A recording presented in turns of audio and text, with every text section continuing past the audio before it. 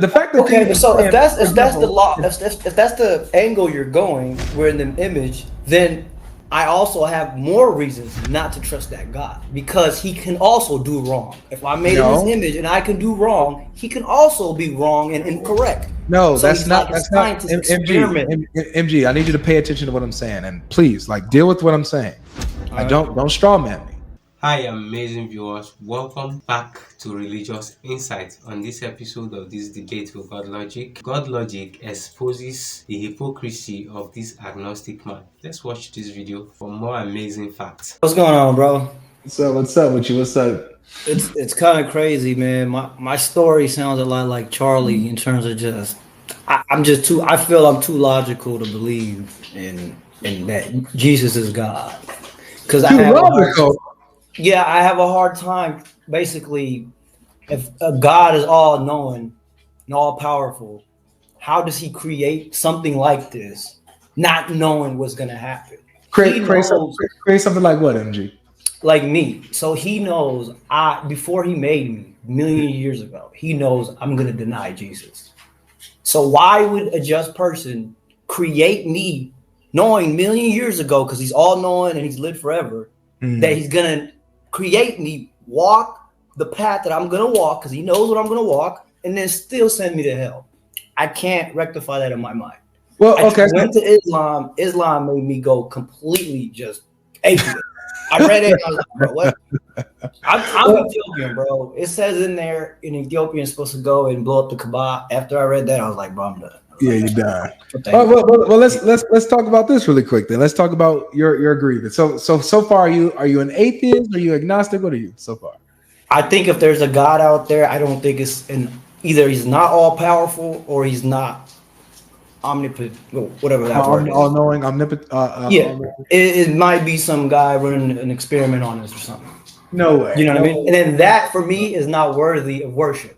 Well, you said you're logical, so obviously, let's do this. Let's logically break this stuff down, man. Let's logically work our way through this. Okay, so you're saying that it's wrong for God to create you, knowing that you will deny him, right? But if God created you and he knows your steps and knows everything that you're going to do, why do you deny him if he created you?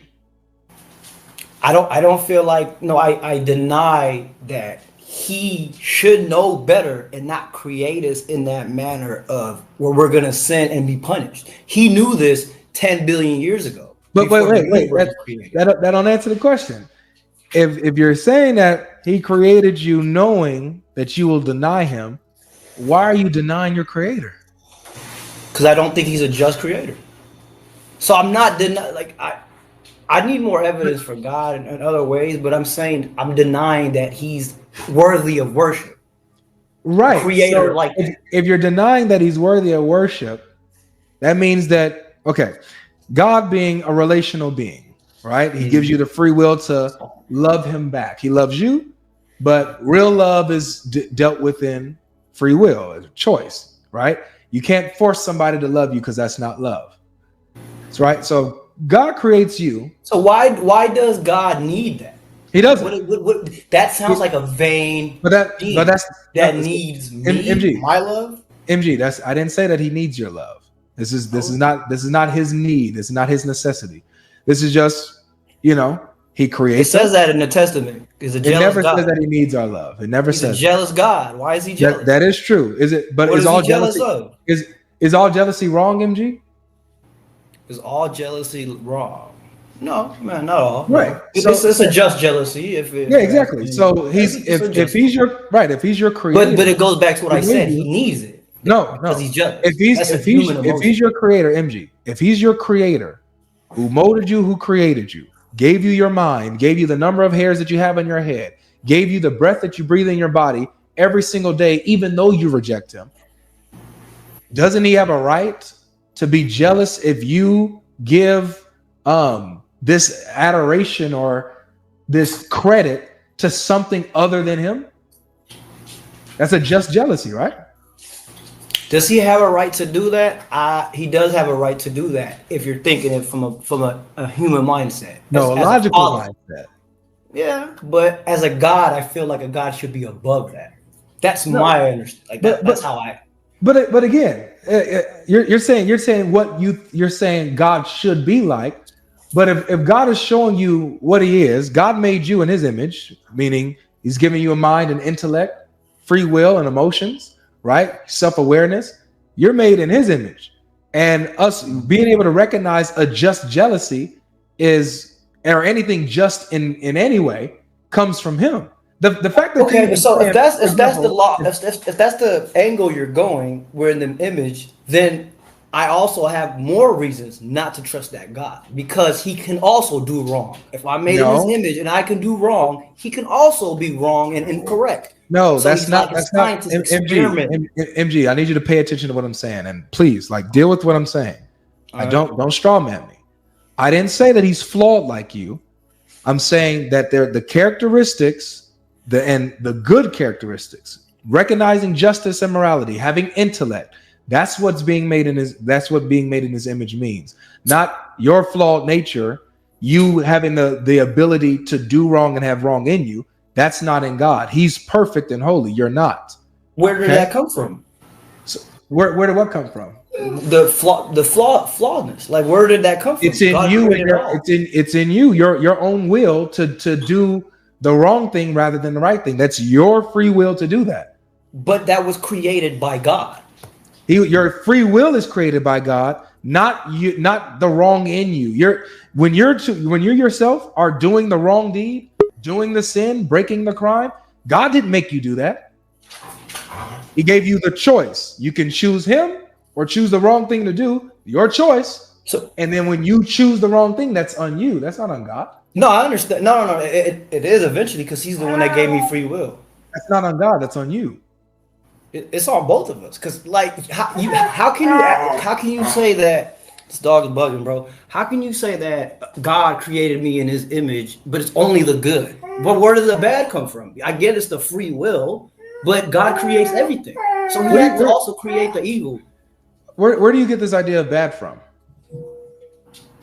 Well, I mean, the same place you get are you trying to tie this back to morality being with God and things like that? Okay, no, that is a good argument. Okay, so where does evil come from? So you logically understand that even the concepts of morality all originate with God.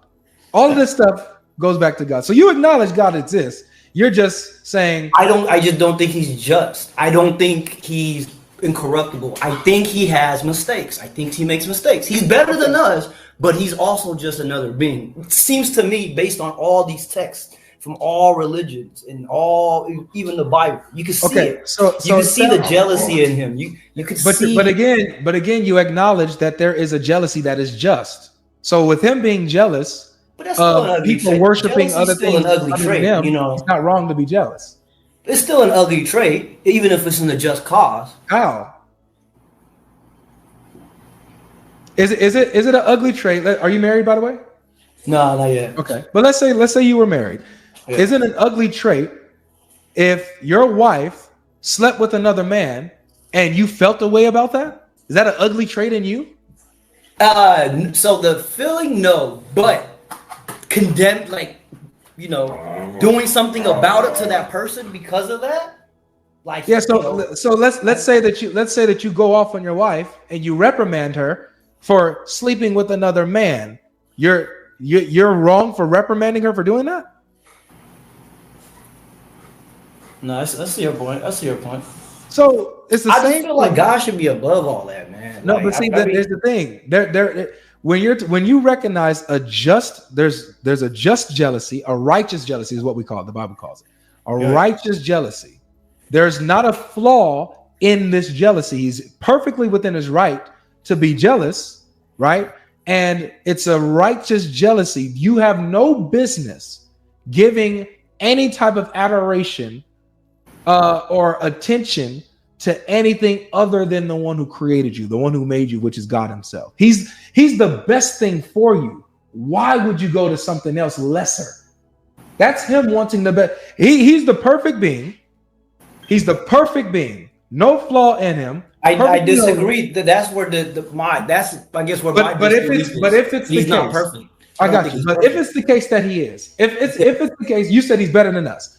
He's better than. I mean, if let's just say he's better than anything in the known universe that we know of. Right? He's the best thing that we know of. Wouldn't it be loving that he offers himself to us? If he loves us and he's the best thing, wouldn't he want the best thing for us, which would be himself?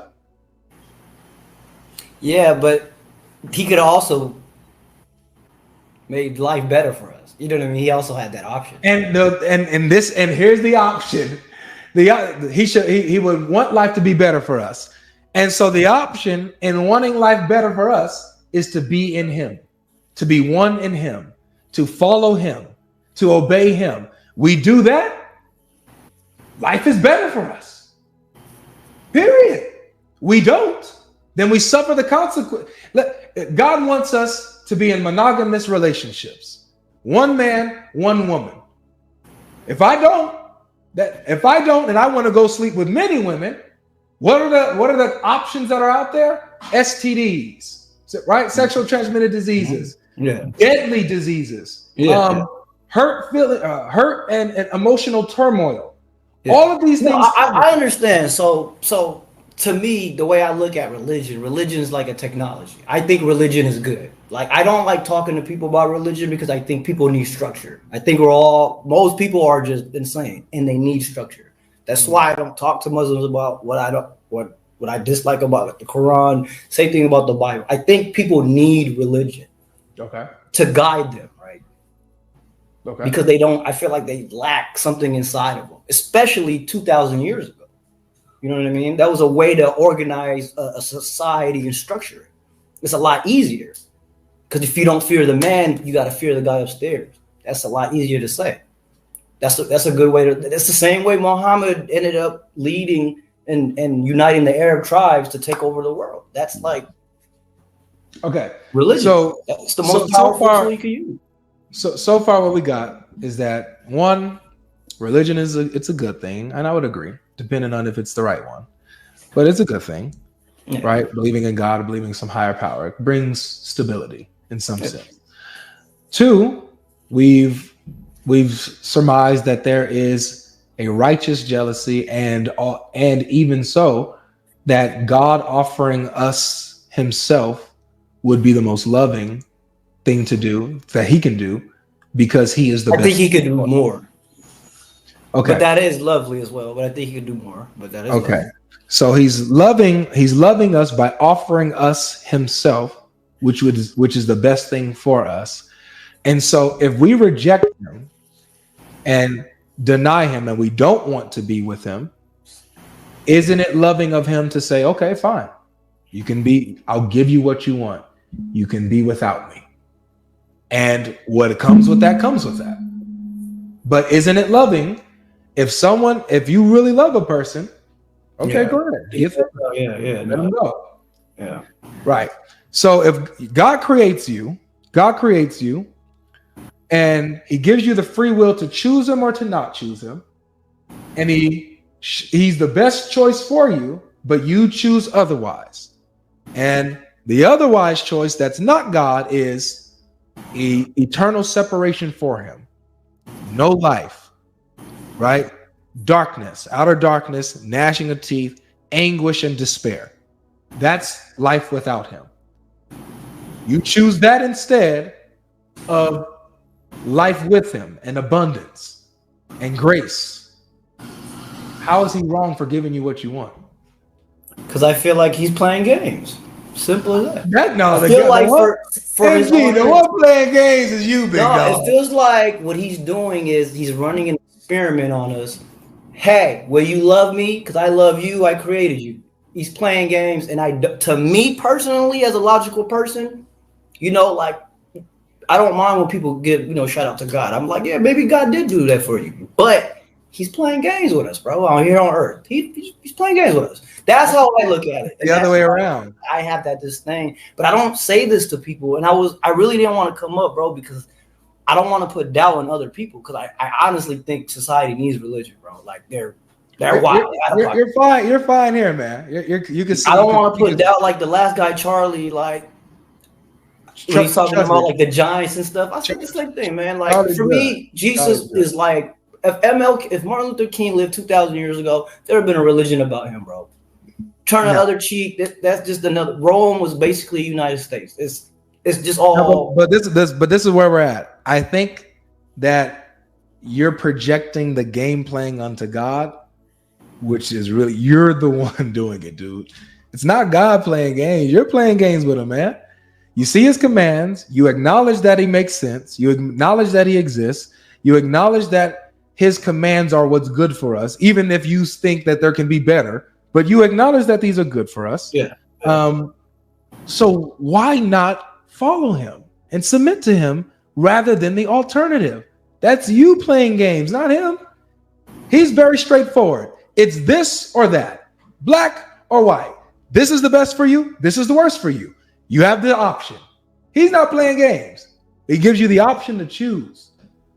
That's literally a game. He's sitting there. Pick a prize. That's not a game. That's literally a game. That's a game show. What's behind this suitcase? It's not a game, man. It's a proposal, man.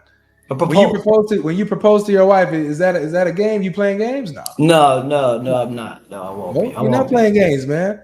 Yeah. Will you choose me? That's not a game being played, but this is what it is. Yeah. God is proposing to you.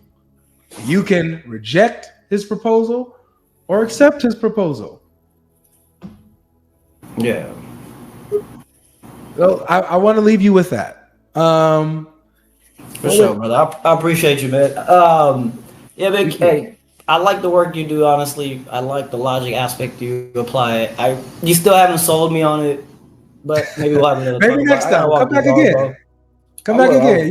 You'll see I'd like to talk to you again. I like this. It's cool. For sure, brother. I appreciate you, man. You too, man. Take care, MG.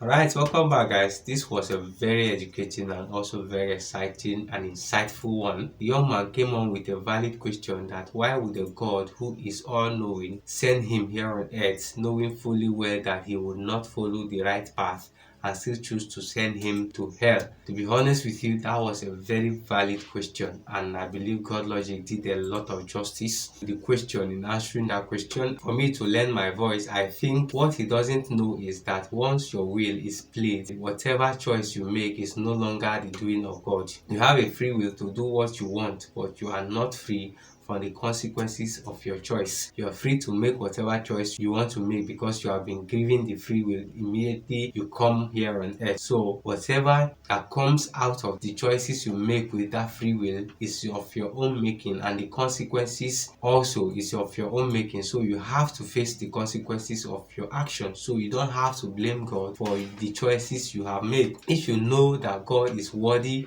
of your worship, which is the primary reason why he created you, then you choose to deny him of that worship on purpose because you feel offended by him, then that is a choice to worship Satan. Because in this realm there is no sitting on the fence. It's either you choose to worship God or you are indirectly worshiping the Satan. So there is no sitting on the fence in this world. And once you choose to disobey God, then you have unknowingly sworn an allegiance to the devil. So at the end of your life, on the day of judgment, you belong exactly where Satan and his angel will be kept. So you cannot blame God for making your choices and the consequences that comes with it. God had already made man.